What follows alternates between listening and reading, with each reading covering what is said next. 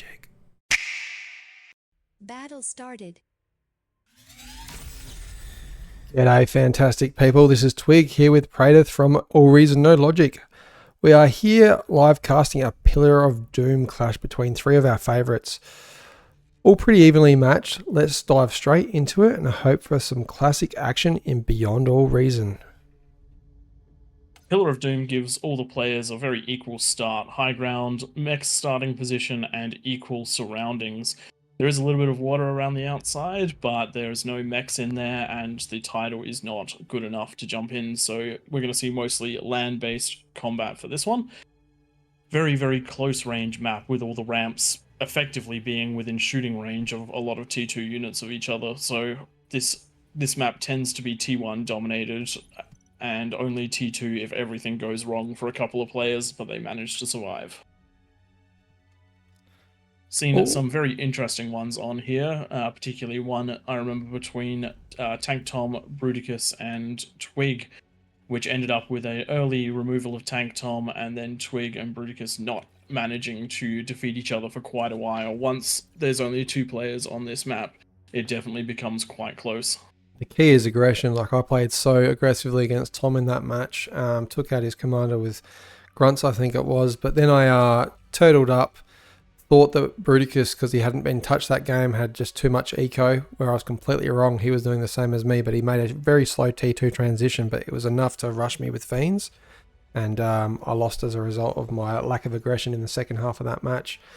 Another one that I found really interesting, I played against Pigs from Pigs TV, where I actually put, he was in Dow Power's currently starting position. I managed to push forward and build a gauntlet on this little hill here and take out his whole base.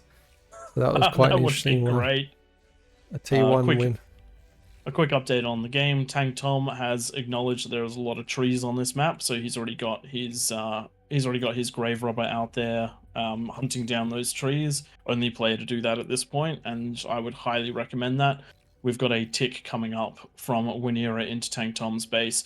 Tank Tom has clustered his wins. I don't know whether that pattern will self-detonate. It was definitely done to allow his commander to not move as much as possible while placing them down, but it could be a big problem in the future. We shall see. Now going into a couple of solos I noticed at the start of the game, this match here does have a win risk of 11.8. 11%. So I think I would go the same start as Winera and Tank Tom without that safety solo. Just take the risk that it's never going to sit down below 5 or 6, depending which faction you are, for too long. I'd definitely grab one safety solo, but 2 for me is a little excessive. The amount of eco that takes compared to early units can be a big problem, particularly in a free-for-all where you have to adapt very, very quickly. Sometimes you need to pump out a lot of units really quickly, and other times you need to power your eco in the background. Dow's commander not doing much. I'd like to see, that's because the ticks are being microed or grunts, sorry. I would like to see a construction turret push down there. Grave robber for Winera taken out by Deo. Lazarus. Effectively the same thing, but different factions. Tom definitely focusing on that win. He's got a lot up at the moment. Needs to throw down another converter, which he's done. Based on the current movement of a grunt, it looks like Tank Tom's about to lose his construction bot and the Mexus expansion that he's going for. He's going to run past, but just a tiny bit of... No, it's staying in range of everything, so it looks like this is going to go down. Picked up by Dow. And what you want to do if you don't get the ability to jump back there, you want to put a fight command on rather than a move command, and that way you'll... We might get the win out of blue here, yep, because of those chevrons above the head. Chevron's good. Chevron's strong. They are doing very good to push out evenly, and I like that he's going to the exploiters. You don't see them too often, but they do a lot of damage. They cost more. They do more damage than an LLT. They do, however, cost 240 compared to the 50 for a standard mech. So much slower and more expensive expansion, but it does seem to stick around a lot longer. So you can effectively get a mechs and 2 LLTs for the same price, and that is stronger yet again. So this is true. up to you. Just more build time, more build. Takes longer to build that. So that's the payoff. Something about these blue grunts, they're sticking it out a little longer. That one there didn't have any chevrons on it, but when they fly also. Sometimes it's just about the move paths in this game. Unlike a RTS like StarCraft, where everything is essentially calculated on the back end, this one actually has the ability for missing and unit rotation times, things along those lines. However, when you get outnumbered 4-1, you're probably going to lose that fight, no matter how good your micro is. And all the players effectively, even on the outsides, we've got a tiny bit of a metal advantage for Deo at 14, and the other two players at 10 when you exclude Reclaim. 10 to 11. Now with this free for alls, we don't get the same what do you call it, data at the top right of the screen. Is there a way to see the army value? At the moment, not that I know of, but we can at least somewhat calculate just based on unit numbers. And I actually think that Wanira is ahead a bit at the moment with those with that mace, with the Centurion and a couple of rocket bots. Definitely Oh, want to leverage that though. If you've got money spent into army, it needs to either be defending or being on the offense. Otherwise, it's not money well spent. Interesting thing to find out, exploiters do not outrange rocketeers, which is something I was unsure of when he started building them. This is where a Mex and a Twin Guard might actually be quite good. Great job getting that reclaim right there. The exploiter's worth a lot of resources, so grabbing that reclaim's great bit of micro by Deo, who is speaking of definitely great Mocha out of Dale, you look at his statistics and he's probably has the smallest army, but he has done the most damage there with 1.91k. So great job out of Deo. He's also expanding the hardest, though. He is taking a lot of damage from these other players. Tank Tom getting the construction turret in the back, and getting the construction bot in the back, and moving up the ramp. Though with that LLT and Thug there, I don't think that's going to be any real damage. Might get the max if he's lucky. He'll have to focus fire it. Yeah, he does. He did get the max. Very nice. But as long as it's reasonably quick to rebuild, that metal donation will easily cover the cost. Little fight going on between Deo and Wanira, but Wanira absolutely out armying Deo. Those Centurions, even on their own, would have done it. And now the comm is at risk. You got to keep those units spread out so they're all firing. But Wanira is big D gun. Oh, that was an expensive loss right there, and all because he's not spreading his units. You want to do is right click drag, just like I'm doing on the screen there. But with the range advantage on these units, as long as they keep fighting at least in a decent capacity, they will get that comm eventually. Those thugs really need to push in and engage, but thankfully the comm has gotten behind the exploiter, and with those losses to the D-gun, they're not enough to push in. We need to see this is leaving picked up. And this is leaving Tank Tom in a reasonably sheltered position. The combat between those two heavily weakening them, letting Tank Tom go for a heavy eco play with the Geo. He needs to get some additional energy converters up in order to get ready for that eco to come at the online. moment. I don't think he's got quite enough. I think you needed 5 or 6 for the Geo. I've got a video out for that. Go and check it out, people. On that note, make sure you subscribe to the plug right there. Make sure you subscribe to our YouTube. We do very much appreciate it. Tank Tom going for a agitator in the front lines to really lock down that middle. We'll see whether they let him get it up. Just a quick check on the player views, and it doesn't look like either of them have a radar that can see that one just yet. Tank Tom getting an exploiter as well. I guess he's discovered they exist after encountering them from Deo. A couple of Rocketeers taking one of those out in the front lines though, so they do not overcome that problem. If you want to defend against the rocket bots, you really need something like a Twin Guard, where the laser that's higher up actually has enough range to stop a rocket bot. Tom's Geo is just finishing up now, and I can see that constructor is about to disappear somewhere else. I would like to see, just as I speak about it, putting down some defense before running out of there, just to put off that attack from any scouts.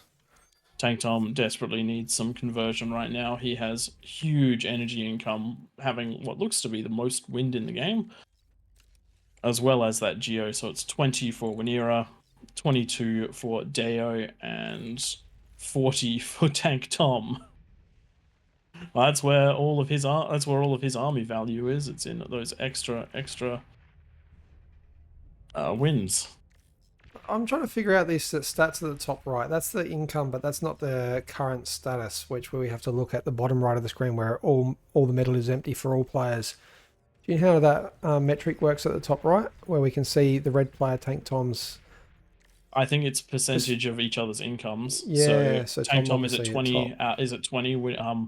Oh, sorry, Tank Tom is at 30, whereas Deo is Yeah, at 20, and it looks like it's showing approximately 2/3 of the overall income. So it's just a graphical representation there you of go. what's actually going on. I've never really properly looked at it, and I keep just out of habit looking at the top right of the screen in our 1v1s. That's where the metrics are, but bottom right's where it shows the current eco, or the top of the screen for whichever player's selected, obviously. Tank Tom really does need to stop building wind right now unless he plans on getting more and more conversion. Because right now his investment into wind is just staggering, considering he also owns the Geo. But with that agitator on the front line, he'll be able to control that middle and hopefully move out and take on the other players, make sure they don't own their Geos, which right now only Winera does. It is interesting seeing the army differences. Tom's is obviously huge. Wanira's is huge. Dow's just protecting Commander. He's got a confident spot there with enough thugs to maybe put off a massive push and going into that T2 transition. I would like to see the T1 building stop though. Tank Tom moving his army around in front of that agitator. I would not be doing a risky engagement right now. There's no need to take damage when that agitator is about to do a lot of the work for you. When you're moving closer to the middle, and by the yes, I would say both players can hear, if not see this.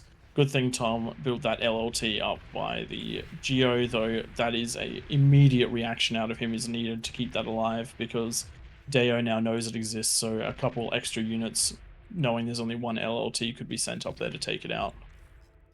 You can see how Tom micros his units differently. We'll see it maybe in the next engagement. Every time he drags them down, he just does a small line just to keep them spread out rather than bunched up. Question is, can Tank Tom exploit his position right now? He's going into a lot of thugs. I actually wouldn't mind seeing some Rocketeers so that he can start plinking away. He needs to go and check those geo spots. At the moment, he does not have vision of it, but he knows there's 4 LLTs over there. That's 3 LLTs over there.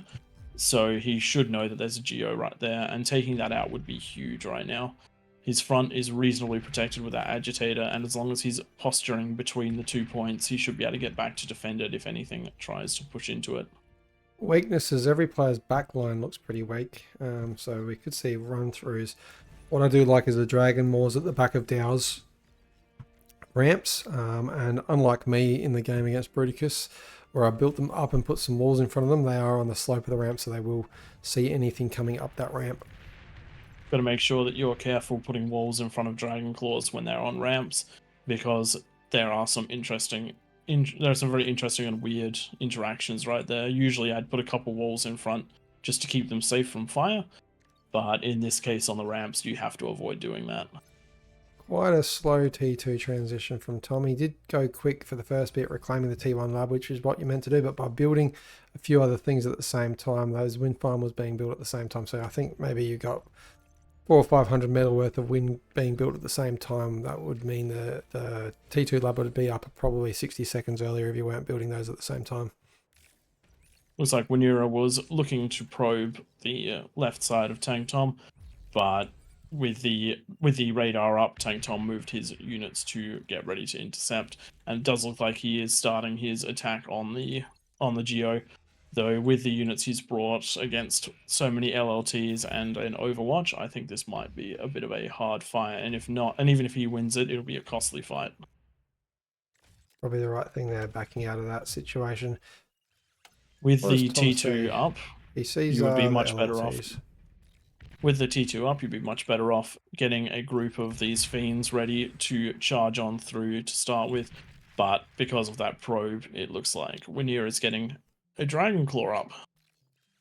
a map like this, I would love to see. I mean, typical unit is what Tom's doing, the Fiend right now. Getting those Fiends up, get around the map quick. They're great, but I don't think they're going to find a bucket load of value knowing that you can see, let's look at Tom's perspective. You can see there's big armies. Like, you're going to have to get a good 20 Fiends up before you're pushing through that.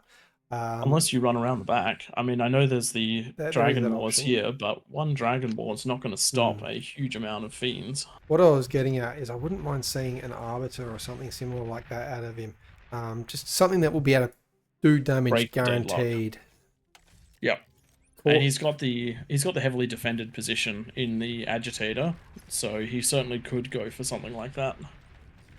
When you're pushing in with that T1 army, dragging it into a line this time, which is good.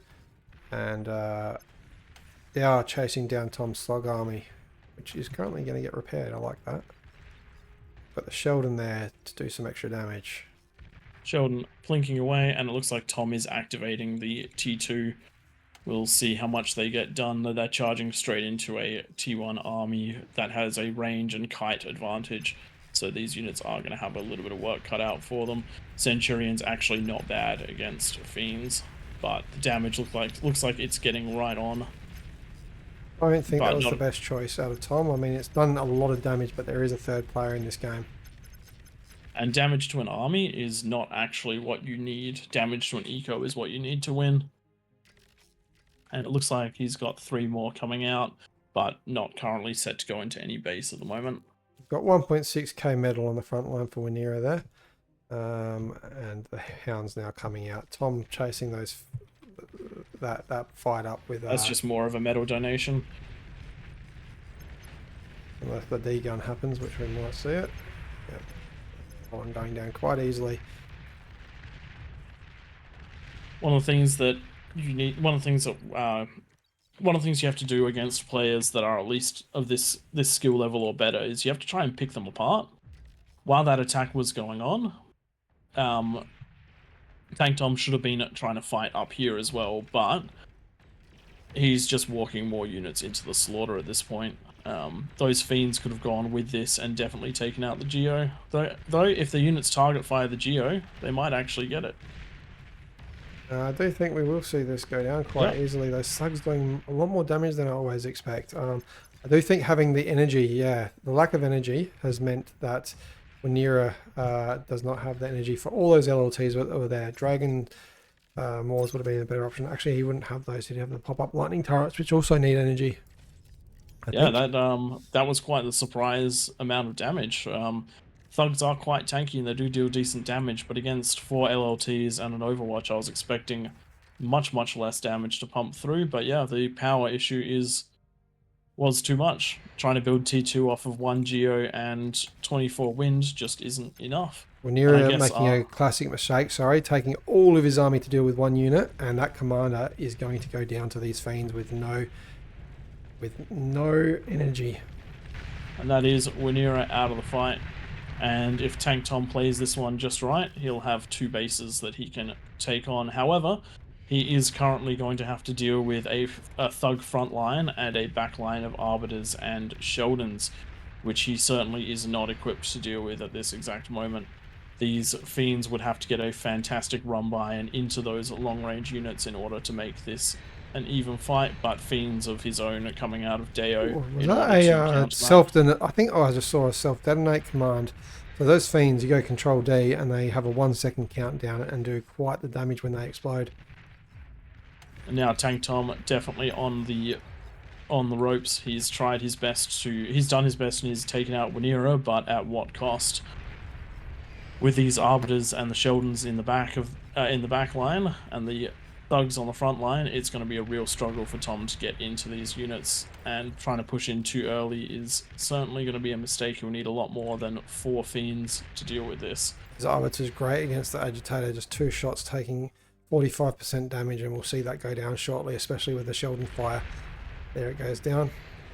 Quick look at this Exploiter. Able to fend off those Grunts, but the Grunts still get into the wind. And this is going to be a lot of damage done to Tank Tom. Just 1 Grunt absolutely annihilating these wins. But while all that was happening, the front lines seemed to be a mess of mutual mass destruction, sending in groups of fiends at a time. Tank Tom is doing his best to hold on. Eco's at the moment slightly in favor of Deo, but the reclaim is going to be what makes or breaks this game. And speaking of reclaim, Dow just recently reclaiming Rhaenyra's commander rather than the res. I do love a res in free for all. It means you have that backup commander there, and you also have two of the most powerful units on the game instead of just one. Also means you can try something cheesy like building an air lab, a transport, and then then trying to drop your opponent. Even if it goes down, as long as it takes the lab with it, it's a pretty damn good trade. Now, I will note Tom's just purely going into fiend after fiend after fiend and not expanding in any way. He's taken out a whole bunch. There's a bunch of metal in the corner of the map over here. 1.27k over at the GA that he took out, and he's not doing anything about taking that win in his advantage.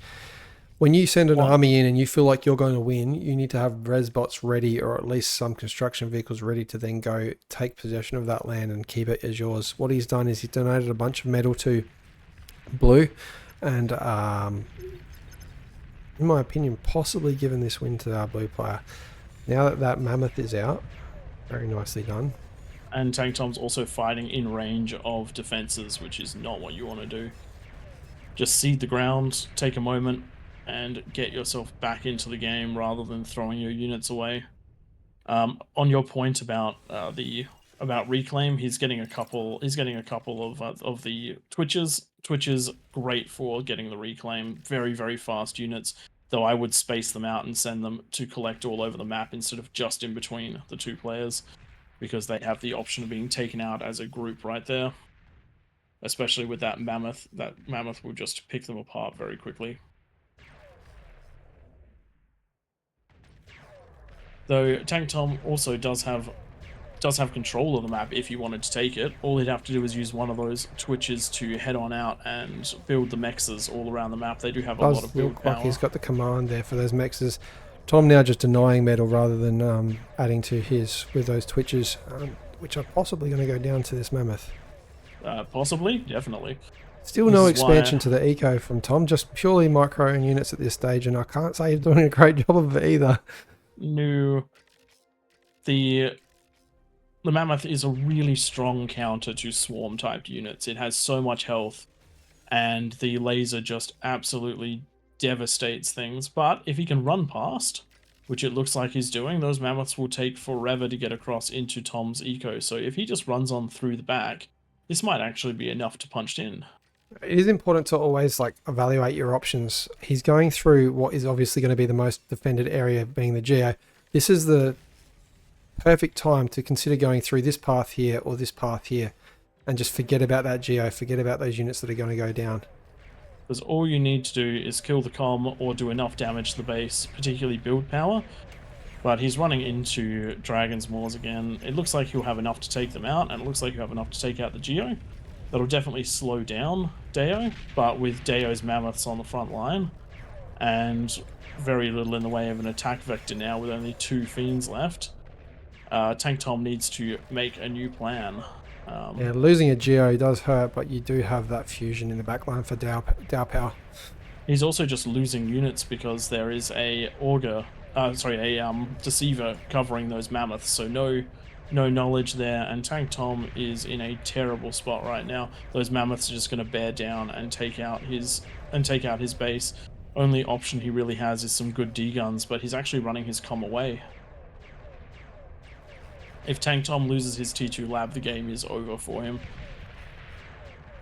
And I would say that at this point, the game is over for Tank Tom. He's got no ability to build units, and it's just going to be a continuous flood of Fiends, Sheldons, or similar out of Deo, and it'll become an insurmountable change because the T2 eco is going down as well. At this point, me personally, I would be tapping out. Yeah, unfortunately, Tom's downfill there. He just did not build any eco after getting that advantage, getting that win. He just stuck on the Fiends, and I mean, they were a great unit. I did lose to them when I played Bruticus in this map, but Bruticus did keep expanding that eco in the background. One of the things Tank Tom definitely could have done when he saw those first mammoths is try to fight mammoth with mammoth. If he was able to get his own Deceivers and Augurs up along with a mammoth, he would have been able to hold that front line because he would have been able to heal them from behind with the build turrets. I reckon we should be telling him to tap out of this one. What do you reckon? I think that's probably the best course of action when the game is very clearly lost. I think the polite thing to do is a self D or a GG.